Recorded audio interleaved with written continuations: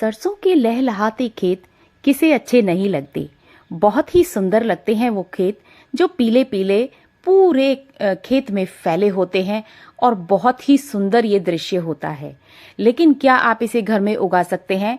तो जी हाँ दोस्तों, एक छोटा सा बच्चा भी सरसों का साग अपने हाथ से अपने घर में उगा सकता है। तो आज बहुत ही आसान सा तरीका मैं आप लोगों से शेयर करने वाली हूँ।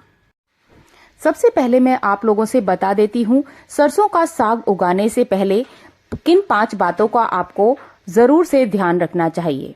पहली कि सरसों के दाने हेल्दी हों और उन्हें धूप में सुखाने के बाद ही बोएं।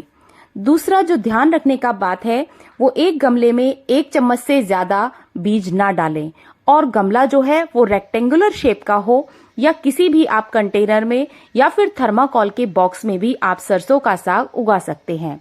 गोल में भी उग जाता है लेकिन उसको स्पेस ज्यादा चाहिए होता है, गहराई ज्यादा नहीं चाहिए होती है। सरसों का दाना एक एक बिल्कुल अच्छा बीज हो, टूटा हुआ दाना नहीं होगा तो ज्यादा अच्छा होगा। काली सरसों हो या लाल सरसों या फिर पीली, उससे कोई फर्क नहीं पड़ता, सरसों आपको हेल्दी ही लेनी है। तीसरा, बीज बोने से पहले मिट्टी को तैयार करना बहुत ज्यादा जरूरी है। मिट्टी में खाद की मात्रा जो है वो 50% रखें और पानी का स्प्रे जो है आपको करना है। 5वीं बात जो है ये ध्यान देने की है कि 2-4 दिन तक आपको जब भी जैसे ही आप बीज डालें तो पानी जो है आप स्प्रे बॉटल से डालें, नहीं तो बीज एक जगह पर कलेक्ट हो जाएंगे और इससे जो है आपका जो सरसों का साग है वो एक जगह पर उगेगा और वो अच्छा हेल्दी नहीं बनेगा। तो एक इवनली स्प्रेड होने चाहिए और उन्हें जो है आपको बहुत ही अच्छे से चारों तरफ फैलाना है और पानी स्प्रे बॉटल से देना है।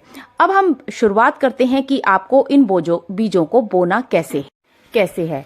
तो चलिए बीजों को बोने की शुरुआत करते हैं और सबसे पहले हम ले लेते हैं सरसों के बीज, जो कि आपको अपनी किचन से ही मिल जाएंगे बड़ी ही आसानी से। सरसों के दाने आपके घर में होते ही हैं क्योंकि हम करी पत्ता और सरसों का तड़का बहुत सारी चीजों में लगाते हैं, जैसे कि सांबर में, इडली में, बहुत सारी चीजों में हम इसका तड़का लगाते हैं। तो सबसे पहले मिट्टी हम अपनी तैयार कर लेते हैं। मैंने मिट्टी में ले ली है 50% गोबर की खाद लेनी है, तो मुझे जो है 2 तरह की खाद लेनी है, तो मैं 25% गोबर की खाद ली है, 25% ही मैं अपनी किचन की कंपोस्ट लूंगी। तो टोटल जो है 50% हमने खाद लेनी है इसमें। बाकी मैंने इसमें मिट्टी और रेत का कॉम्बिनेशन लिया है। रेत जो है वो सब्जियों को बोने से पहले आपके पास जरूर होना चाहिए। और देखिए ये है मेरी किचन की कंपोस्ट जिसे मैंने छान लिया था और बहुत ही बढ़िया सी भुरभुरी सी ये मेरी किचन की कंपोस्ट बनकर तैयार हुई है।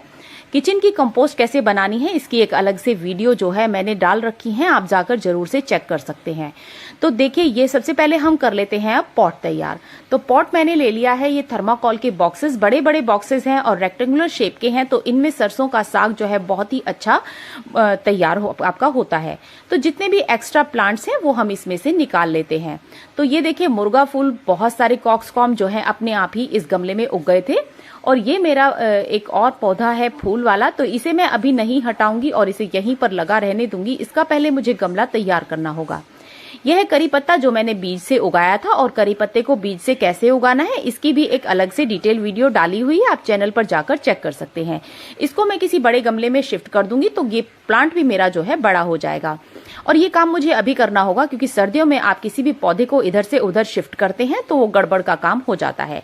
तो मिट्टी जो है मेरी पहले ही जो है पत्तों की खाद इसमें अच्छी खासी थी। जब मैंने इस पॉट को फिल किया था तो इसमें ढेर सारी अपनी जितनी भी गंदगी मेरी टेरेस की होती थी वो सारी की सारी डाल दी थी और बहुत ही अच्छी सी भुरभुरी इसकी मिट्टी तैयार हो रखी है। और इसमें जो है कहीं कहीं आपको केचुए भी दिख जाएंगे और केचुए मैं इसमें से निकालूंगी नहीं क्योंकि बहुत ही बढ़िया से काम करेंगे वो। मिक्सिंग का अंदर ही अंदर जो है मिट्टी को बहुत अच्छा और उपजाऊ बना के रखते हैं। तो मिट्टी को जो है मैं बिल्कुल भी इसी मिट्टी में मैं लगाने वाली हूँ और जो मिट्टी मैंने तैयार की है वो ऊपर से डाल दूंगी। ये देखिए केचुआ आप देख सकते हैं छोटा सा जो मिट्टी में है, तो मैं इसको इसी के अंदर रहने दूंगी और इसको बिल्कुल भी इसमें से हटाना नहीं है। तो मैंने कर ली है अपने गमले की अच्छे तरीके से गुड़ाई और मिट्टी अच्छी खासी भुरभुरी है इसमें। और इसी तरह की मिट्टी जो है मैंने तैयार करके आपको दिखाई है। मेरी मिट्टी तैयार है तो मैं इसमें ज्यादा नहीं डालूंगी और ऊपर से ही मैंने जो मिक्स बनाया है पॉटिंग मिक्स वो ही मैं ऊपर से इसके स्प्रेड कर दूंगी।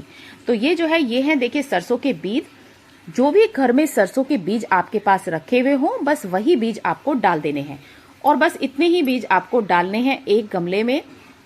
जैसे कि मेरा बहुत बड़ा पॉट है ये, तो मैं इसमें थोड़े से ज्यादा बीज डालूंगी। 2 चम्मच के करीब मैं इसमें बीज डाल रही हूँ और इवनली मैं हर जगह पर स्प्रेड करूंगी उन्हें। एक जगह पर बीज नहीं होना चाहिए, चारों तरफ आपको डालना है।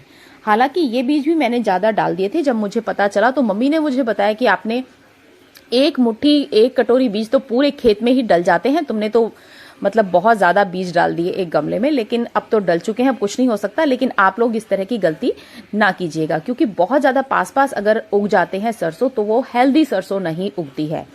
तो क्योंकि मैं कर चुकी थी इस काम को, तो मैं इसे अब सुधार नहीं सकती थी, और अगर मैं इसको हिलाती तो ये खराब भी हो सकता था। तो देखिए, मैंने जो पॉटिंग मिक्स बनाया था, मैंने ऊपर से वो जो है 1 इंच की लेयर इसके ऊपर से डाल दी है। आप 2 इंच की लेयर भी कर सकते हैं, जिससे कि कोई पक्षी जो है इन बीजों को निकाल कर ना ले जाए। मैंने इसी तरीके से लहसुन को जो है चारों तरफ बो दिया है, और आप इसकी जगह प्याज का भी यूज कर सकते हैं। चारों तरफ से ग्रीन अनियन और ग्रीन गार्लिक जो है आपके इस प्लांटर में से निकलेगा, और उसकी बदबू से ही जो है, खुशबू कह लो या बदबू कह लो, कुछ भी कह सकते हैं, उससे जो है कीट पतंगे आपके प्लांट पर नहीं लगेंगे। और ये है तीसरे दिन का अपडेट। तीसरे दिन ही सरसों जो है बाहर निकलकर आ गई थी और बिल्कुल बढ़िया सी हेल्दी सरसों मुझे नजर आई। मेरे इस पॉट में जो है मिर्च का ये पौधे भी लगे हुए हैं 2, तो मैंने इनको भी नहीं निकाला था, क्योंकि यही होती है कंपेनियन गार्डनिंग, कि कुछ ऐसे कंपेनियन प्लांट्स जो हैं आपके पौधों के पास लगे होते हैं, तो वो कीट पतंगों से भी आपके प्लांट को बचाए रखते हैं। मैं इसमें पानी जो है वो हाथ की मदद से डाल रही हूं। मैंने बिल्कुल भी पानी क्योंकि स्प्रे बॉटल में अब नहीं यूज करूंगी। अब जो है स्प्रे बॉटल से भी आपका प्लांट उसके प्रेशर से भी नीचे गिर सकता है, क्योंकि इस टाइम पर बहुत ही सॉफ्ट होता है। मैंने ऐसे हाथ की मदद से पानी का छिड़काव किया है ऊपर से, और इसी तरीके से आपको कम से कम 5-6 दिन तक पानी का छिड़काव करना है। ये है 5वें दिन का अपडेट। 5वें दिन काफी ऊपर आ चुकी थी सरसों, और क्योंकि देखो, जैसे मैंने आपको बताया कि मैंने सरसों को बहुत ज्यादा डाल दिया था, तो इसी तरीके से बहुत ज्यादा पास पास सरसों उग गई है। तो अब कुछ नहीं हो सकता, लेकिन आप लोग जो है एक गमले में सिर्फ 1 ही चम्मच सरसों के दाने डालें, जिससे कि सरसों आपकी हेल्दी बनकर तैयार हो। तो ये देखिए, ये है अदरक का पौधा, ये भी इसी में लगा हुआ है। इन सब की खुशबू से भी जो है आपका प्लांट जो है बहुत ही अच्छा और हेल्दी बनकर तैयार होता है, और आपको खाने को मिल जाएगी कम से कम 15 या 20 दिन बाद ही सरसों।